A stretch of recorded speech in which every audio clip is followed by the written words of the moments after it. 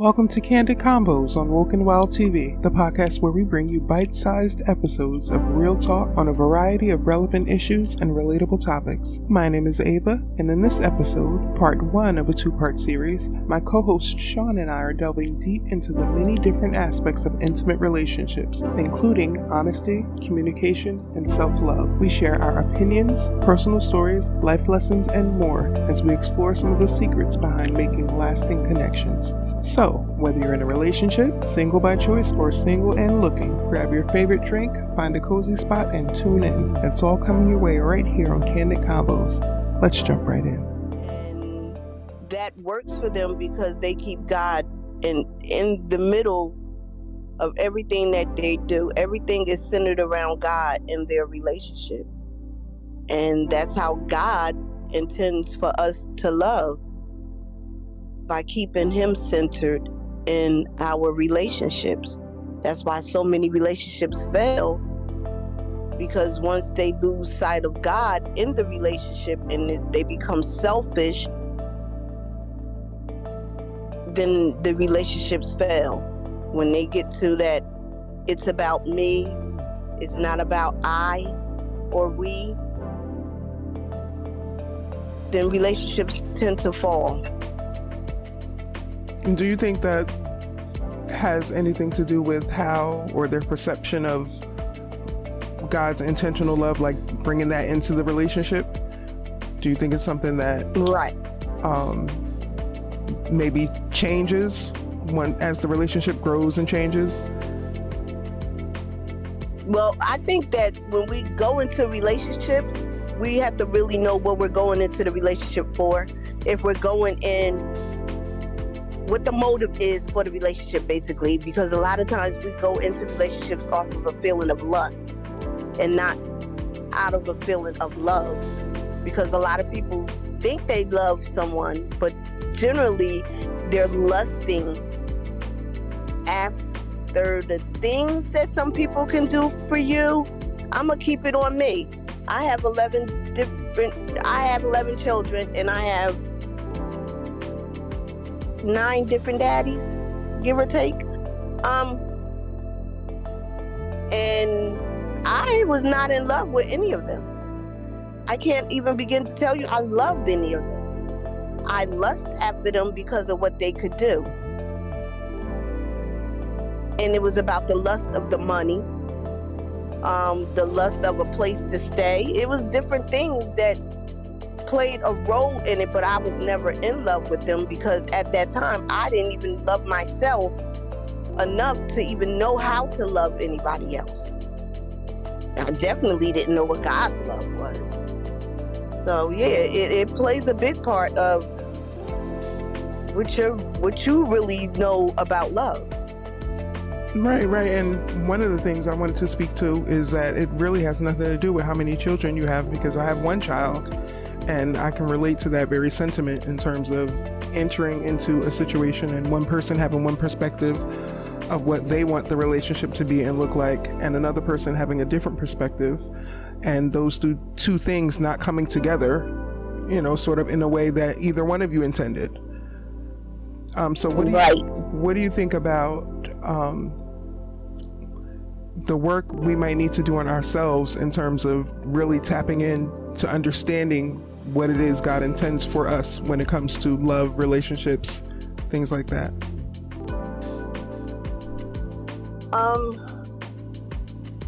Because we have mentioned how, if you're unclear on it, you can't take trauma. You can't take your trauma.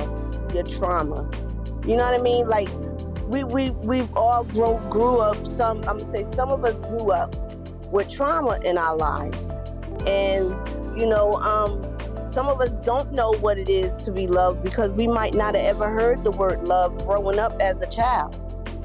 So if you don't know how to love, then you can't demonstrate love on someone else wholeheartedly anyway. You can pretend that you know what love is, but to actually love someone the way that God intends for us to love someone, it takes, you have to do work on yourself. You have to get deep down within yourself and get into the root of it. Learn to love yourself before you can love someone else. Like, even for you, when we have, we have children, us women have children, and you have some women that don't know how to love on their children because they never received that love. So it brings generational curses and dysfunction in families. So I know for me, when I was younger, my mom, she might have told me she loved me, but I don't remember. And it took a long time for me to even tell my own kids that I love my kids, because I didn't know what love was. Because I didn't know how to love. Yeah, so yeah, it takes you have to do work on yourself. You got to be honest with yourself. Right, I was going to say that's one of the key things, being able to verbalize how we feel about one another, to our children, to our loved ones, and all of that. And again, like you said, being honest with yourself. Right. How much do you think, maybe differences in terms of what love looks like for one person and another person, and with neither of them being wrong in what they want their love to be and what it wants, to look like. But I do recognize, especially as people grow and change, those things that we had in common, those things that we thought we loved, as we get older and we mature, some of those things change, and it changes for one party, but not necessarily for the other partner. So those kinds of, not seeing eye to eye on even the little things can cause relationships to fall apart on a grander scale. So communication definitely is important when it comes to that. Right. I don't remember exactly where I heard it from. However, I did hear that a lot of us go into relationships because of compatibility. And that's not the way to go into a relationship. Because like you stated, as we get older, things change on the things that we like. You know what I mean? Like, say for instance, okay, when I was younger, I liked to play jacks. But now, I like to read. So I've outgrown and I've matured in some areas, whereas my compatibility might not be the same anymore. And somebody might still like that same way that I used to be, but that's not who I am, and they're still in love with who I used to be and not have grown with me, because they're still used to the old person and not the new person, and they can grow out of love because they can't accept the new person. You get what I'm saying? Yeah, I understand exactly what you're saying. I was chuckling to myself for a second because just, in terms of when you mentioning the jacks and things like that, like, I have been playing video games ever since I was 11 years old, and for some people, for me to still be doing it now, seems a bit immature for them, but it's something that I love and I've been doing since I was a child. No different than someone who would be drawing or, whatever their hobby would be, but still, just in terms of changes, I could have been with a partner that thinks it's silly now for me to be playing games, and even that little thing could cause a rift in a relationship, so it's really about understanding that as much as we know our partners, and even as much as we know ourselves in that moment, there's always room for growth. There's going to be change, and it's a matter of, that's why, like you said, right, more than compatibility. It's almost like a soul experience, because it's an understanding that you want to be with this person through the changes. Right. Like, I'm in a situation now where there's someone that I like, and I believe they like me also.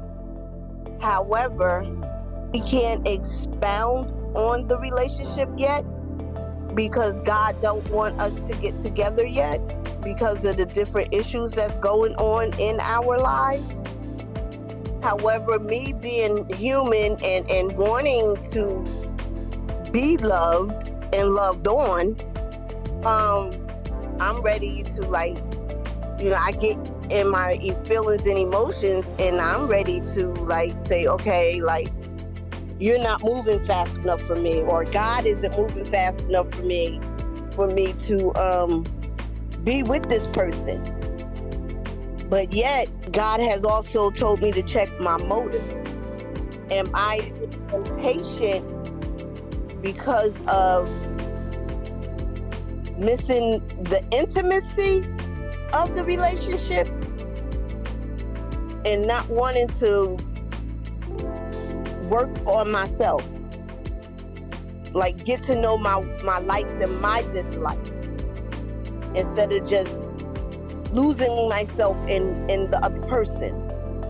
Because that tends to happen too. We lose ourselves in the opposite sex off of the pretense of love and what we think, like you said, what love should be and how they should be loving on us. But it doesn't necessarily have to be that way, because of the simple fact that sometimes they don't even know how to love. So it's a learning process. And if we move too fast before allowing God to be God, we'll mess it up and it won't last, because we're moving off of lust or a desire, or instead of just being patient and letting the law of order of the world, the naturalism of it all, just take its course, and not us push ourselves on someone, just letting everything flow naturally. You know what I'm saying? Yeah, a lot of times timing is a big thing, and what may seem like a short time for some is an extremely long time for other people. When it comes to that, though, I just think, really, with anything, we can't put our expectations on other people. We can absolutely move in our own truths and move based according to our timeline, however we want to see it. But it is important that both parties, are sort of ready for it. I think that's when the real attraction and the real coming together starts.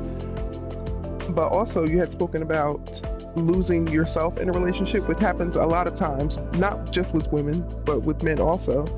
And I think it comes from, or at least some of it comes from, this idea of, a union of two people being, two halves coming together to make a whole, when it's not two halves coming together to make a whole. You need two whole people, two whole, fully healthy people to come together to make something greater.